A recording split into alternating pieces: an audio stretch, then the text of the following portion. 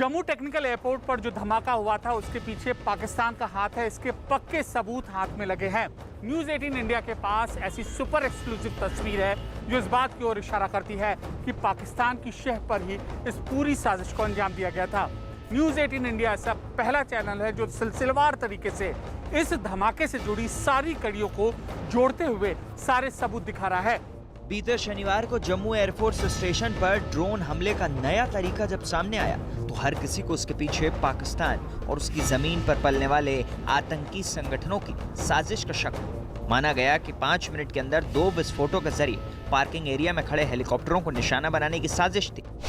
इसके बाद तमाम तरह के सवाल उठने लगे कि देश के किसी सैन्य अड्डे पर ड्रोन हमले के पीछे कौन था, ड्रोन अटैक की साजिश का मास्टरमाइंड कौन था। इन्हीं सवालों का जवाब तलाशने के लिए देश भर की सुरक्षा एजेंसियां हरकत में आ गई। एनआईए ने ड्रोन हमले को आतंकी हमला मानकर जांच शुरू कर दी। न्यूज़ 18 ने भी इस हमले की पड़ताल शुरू की। इस पड़ताल के दौरान जब न्यूज़ 18 के हाथ विस्फोटक की तस्वीरें लगी तो कई सवालों के जवाब मिलते चले गए। आप अपने टीवी स्क्रीन पर जो तस्वीर देख रहे हैं वो विस्फोट के बाद मौके पर मिले बम के टुकड़े। जांच एजेंसी ने बम के ऐसे टुकड़ों की बारीकी से जांच की।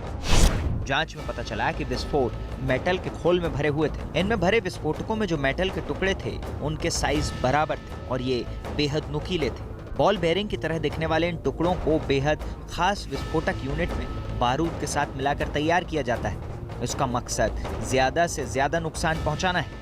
मौका वारदात से जो चीजें मिली वह आम नहीं थी, लिहाजा जांच एजेंसियों ने अपनी तफ्तीश आगे बढ़ाई तो हैरान करने वाली जानकारी सामने आई। तफ्तीश के मुताबिक ये जो एक्सप्लोजिव तैयार किए गए थे पाकिस्तान की ऑर्डिनेंस फैक्ट्री से तैयार किए गए थे। मौके पर मिले सबूत इस बात की ओर इशारा कर रहे थे। खुफिया एजेंसियों के दावे को मानने की पुख्ता वजह है। एनआईए को विस्फोटों की जांच में आरडीएक्स होने के सबूत मिले। जानकारी के मुताबिक धमाके में करीब 3 किलो आरडीएक्स का इस्तेमाल हुआ था, जिनको 2 बराबर हिस्सों में बांटा गया और 2 अलग अलग ड्रोन में फिट किया गया। यानी हर ड्रोन में 1.5 किलो आरडीएक्स रखा गया था। जिस तरह इस हमले के बाद भी पाकिस्तान की तरफ से ड्रोन आते देखे जा रहे हैं, उससे अंदाजा लगाया जा सकता है कि भारत में हमले के लिए आरडीएक्स कहां से आया होगा।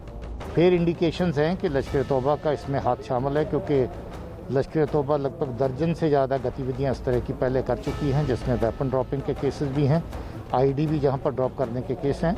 जांच एजेंसियों के सूत्रों के मुताबिक इन टुकड़ों की तफ्तीश में पता चला है कि विस्फोटकों को ऑर्डिनेंस फैक्ट्री में ही तैयार किया गया था, जिनकी सप्लाई सिर्फ सेना, अर्धसैनिक बल और पुलिस को की जाती है। हमले में आधुनिक किस्म के विस्फोटक का इस्तेमाल किया गया। धमाकों में इस्तेमाल किए गए विस्फोटकों के शुरुआती आकलन के मुताबिक ये आर्मी एक्सप्लोजिव है और विदेश में ही इसके मिश्रण को तैयार किया गया। इसलिए शक की सुई सबसे पहले पाकिस्तान की ओर ही जा रही है और माना जा रहा है कि पाकिस्तानी सेना ने ये विस्फोटक तैयार किया।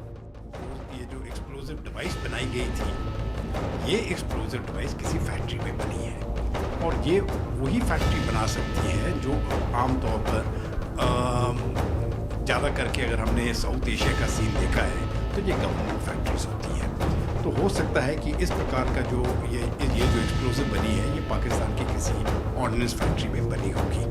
धमाके की जगह से जो उपकरण बरामद हुए हैं, जो अवशेष बरामद हुए हैं, उनको आगे के मेटलर्जी टेस्ट के लिए भेजा गया है ताकि पता चल सके कि कौन कौन से सब्सटेंस का इस्तेमाल हुआ था धमाके में। ये इस बात की ओर भी इशारा करता है कि कितनी सुनियोजित तरीके से विदेशी पैटर्न पर यह साजिश रची गई थी। बहरहाल साजिशकर्ता कौन कौन थे, ये एक बड़ा सवाल है।